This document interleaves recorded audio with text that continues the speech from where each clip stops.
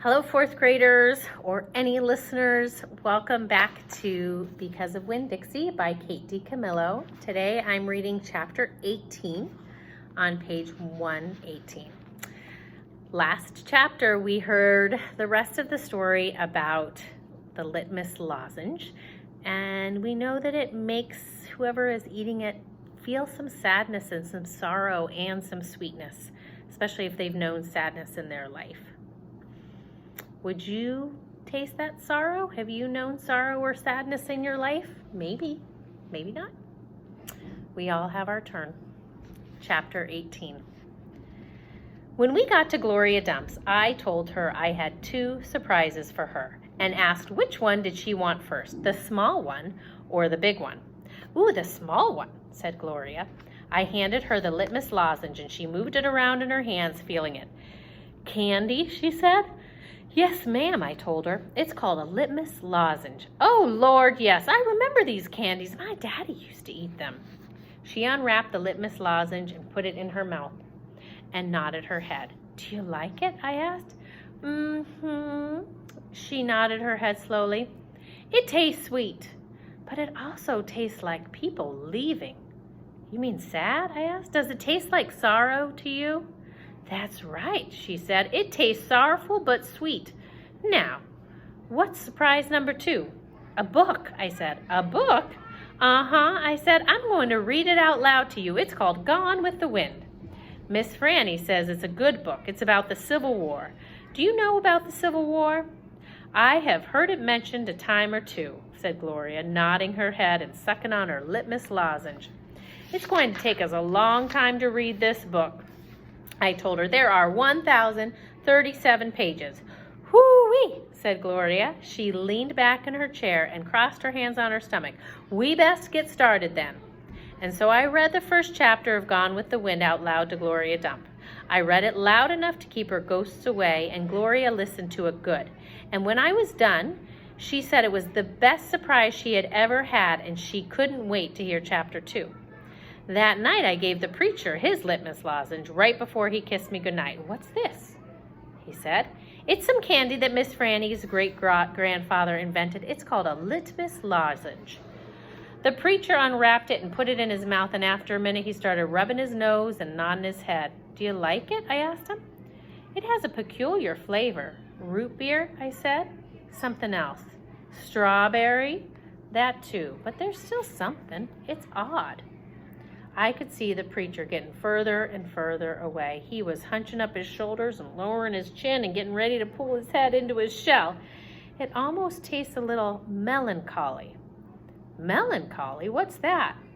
Sad, said the preacher. He rubbed his nose some more. It makes me think of your mother. Winn-Dixie sniffed at the candy wrapper in the preacher's hand. It tastes sad, he said and sighed. It must be a bad batch. No, I told him. I sat up in bed. That's the way it's supposed to taste. Litmus came back from the war and his whole family was dead. His daddy died fighting and his mom and his sisters died from a disease and the Yankees burned down his house. And Litmus was sad, very sad, and what he wanted more than anything in the whole world was something sweet. So he built a candy factory and made litmus lozenges, and he put all the sad he was feeling into the candy. My goodness, said the preacher. Winn-Dixie snuffed the candy wrapper out of the preacher's hand and started chewing on it. Give me that, I said to Winn-Dixie, but he wouldn't give it up. I had to reach inside his mouth and pull it out. You can't eat candy wrappers, I told him. The preacher cleared his throat. I thought he was going to say something important, maybe tell me another thing that he remembered about my mama. But what he said was, Opal, I had a talk with Mrs. Dewberry the other day. She said that Stevie says that you called him a bald-headed baby. It's true, I said. I did. But he calls Gloria Dump a witch all the time, and he calls Otis retarded. And once he even said that his mama said I shouldn't spend all my time with old ladies. That's what he said. I think you should apologize, said the preacher. Me? I said. Yes, he said. You. You should tell Stevie you're sorry if you said anything that hurt his feelings. I'm sure he just wants to be your friend. I don't think so, I told him. I don't think he wants to be my friend. Some people have a strange way of going about making friends, he said. You apologize." "Yes, sir," I said. Then I remembered Carson. "Daddy, do you know anything about Amanda Wilkinson?" "What kind of thing?" "Do you know something about her and somebody named Carson?" "Carson was her brother. He drowned last year." "He's dead?" "Yes," said the preacher. "His family is still suffering a great deal." "How old was he?" "5," said the preacher. "He was only 5 years old." "Daddy," I said, "how could you not tell me about something like that?" Other people's tragedy should not be the subject of idle conversation. There was no reason for me to tell you. "It's just that I needed to know because it helps explain Amanda. No wonder she's so pinch-faced." "What's that?" the preacher said. "Nothing," I said. "Good night, India Opal," the preacher said. He leaned over and kissed me, and I smelled the root beer and the strawberry and the sadness all mixed together on his breath. He patted Winn-Dixie on the head and got up and turned off the light and closed the door. I didn't go to sleep right away. I lay there and thought how life was like a litmus lozenge, how the sweet and the sad were all mixed up together, and how hard it was to separate them out. It was confusing. "Daddy," I shouted. After a minute, he opened the door and raised his eyebrows at me. "What was the word you said? The word that meant sad?" "Melancholy," he said.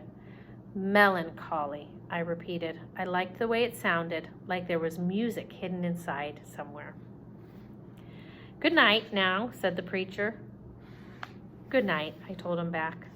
I got up out of bed and unwrapped a litmus lozenge and sucked on it hard and thought about my mama leaving.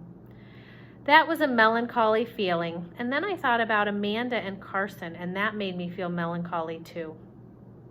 Poor Amanda and poor Carson. He was the same age as Sweetie Pie, but he would never get to have his 6th birthday party. That's the end of chapter 18. And again, our Opal, she just keeps changing. She's quite a girl.